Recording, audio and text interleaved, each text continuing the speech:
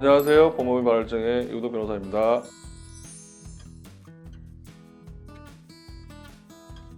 동업강을 진행하다 보면 감정이 상하기도 하고 경제적 이유 때문에 정리를 하려고 하는 경우가 많습니다. 정리하는 과정에서 투자한 돈을 돌려줘라, 그냥 몸만 나가라, 얼굴 불쾌이 아주 많이 발생하죠. 사실 동업은 민법상 조합에 해당하기 때문에 해지 절차가 상당히 복잡하고 정산관계가 상당히 어렵다 할 것입니다. 그래서 오늘은 복잡한 정산관계, 동업관계 해지관계를 어떻게 해야지만이 자기가 투자한 돈과 해지할 당시에 정산값을 제대로 받을 수 있는지를 설명드리도록 하겠습니다.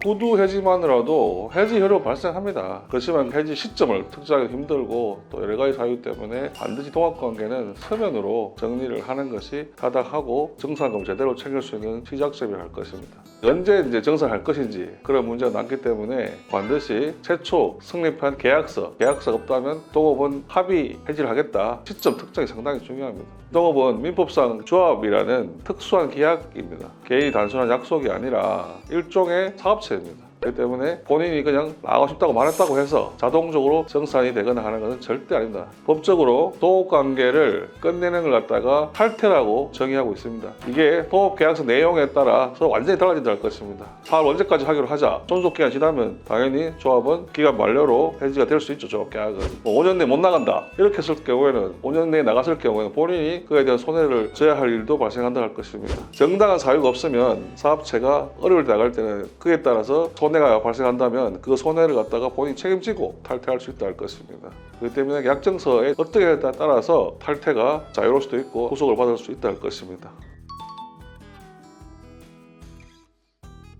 동업은 해지 시점에서 정산금이 발생하는데 내가 이제 나가겠다 합의가 됐다면 그 시점을 해지 시점이라 하는데 이 시점에 동업체의 재산이 얼마나 있느냐 그리고 채무가 얼마나 있느냐 이런 걸 다 정리해서 정산 비율, 손해수익금 분배 비율에 따라서 자기 몫을 가져갈 수 있는 것이기 때문에 최초 투자한 돈만큼 가져가기는 사실상 힘들다 할 것입니다. 회사가 번창을 해서 내가 투자한 건 1억이었는데 해지할 시점에 회사 자산이 5억이고 빚은 1억밖에 없다. 두 사람이 했다면 1대1이었다면 2억이 되겠죠. 그럼 나는 이제 투자 비상을 받아갈 수 있겠죠. 조합관계에서는 사업 유지가 잘 되지 않는 경우 대부분이기 때문에 최초 투자금을 받아간다는 건 사실상 어렵다 할 것입니다.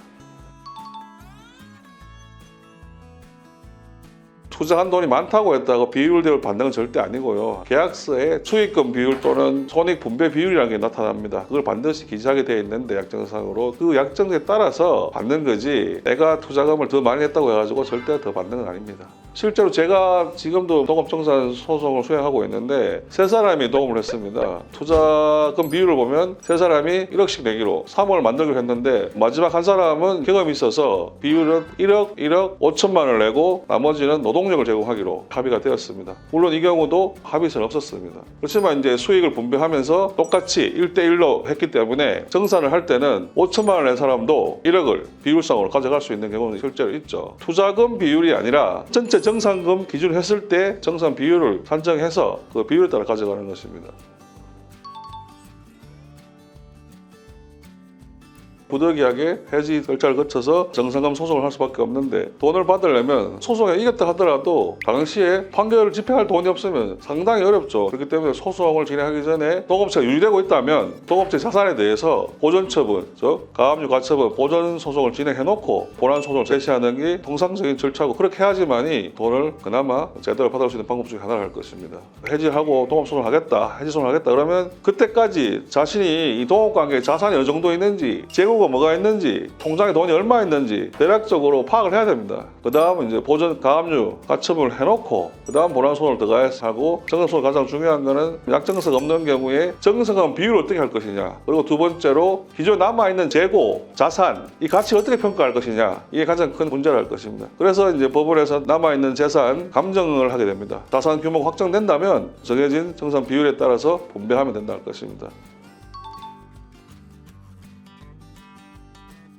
동업소송은 일반 다른 민사소송에 비해서 상당히 재판이 길어집니다. 기본적으로 다툼이 많고 증거 확보가 쉽지 않습니다. 세 사람이 다 같이 동업을 해서 같이 현장에서 자기가 정산하고 통장 관리를 하고 다 같이 했다면 증거 회수가 쉬운데, 그렇지 않고 한 사람이 운영을 하고 나머지는 수익금 받는 구조라면 수익금 받는 두 사람은 가게 운영, 동업체 운영에서 알지 못합니다. 그렇기 때문에 돈이 어떻게 돌아가는지, 재고가 얼마나 있는지 모르기 때문에 실제로 운영자가 아닌 동업자가 정상 소송을 할 때는 증거가 수집이 상당히 어렵기 때문에 또 그 수집 시간이 걸리고, 가장 큰 시간이 걸리는 이유가 하나가 바로 이 감정입니다. 감정. 동업을 해지할 때 자산 규모를 파악해야 되는데, 이때 재고라든가 권리금이라든가 영업권이라든가 이런 걸 평가해가지고 금전적으로 가치가 계산돼야 되는데, 감정할 때 시간이 많이 걸리고, 또 감정 결과에서 상대방은 계속 이의를 하고 다른 반대 절차를 거치기 때문에 감정 절차가 상당히 시간이 많이 걸립니다. 기본적으로 민사소송이 1심이 끝나는데 1년이 걸린다면 동업관계 해산 정상금 소송은 그 2배 이상이 더 걸립니다. 실제로 지금 제가 하고 있는 소송은 1년 반이 지났는데도 아직 1심이 진행 중이고 감정이 지금 6개월째 진행 중에 있습니다. 그만큼 동업관계 정상금 소송은 다른 소송에 비해서 시간이 많이 걸린다는 것입니다. 그렇다고 해가지고 명백하게 또 결과가 나오냐? 그것도 아닙니다. 그렇기 때문에 나중에는 법원에서 조정으로 마무리하는 건 상당히 부분이고, 왜냐하면 실제 운영하는 사람도 지칩니다. 재고 자산을 갖다가 본인이 이제 영업 제도 못하기 때문에 소진되고, 그렇기 때문에 가치가 점점 줄어드는 거죠, 실제로. 그때 막상 집행할 때 자산이 없는 경우가 대부분이기 때문에 결과적으로는 소송을까지 해놓고 나중엔 합의로 종결되는 경우가 상당하다 할 것입니다. 동업은 시작할 때는 상당히 설렘이 가득하지만 끝날 때는 감정보다는 이성적 판단, 냉정함이 절실히 필요하다 할 것입니다. 객관적인 자료와 법적 처리를 통해서 자신의 권리를 명확히 주장하셔야 합니다. 지금까지 법무발을증의 이호 변호사였습니다.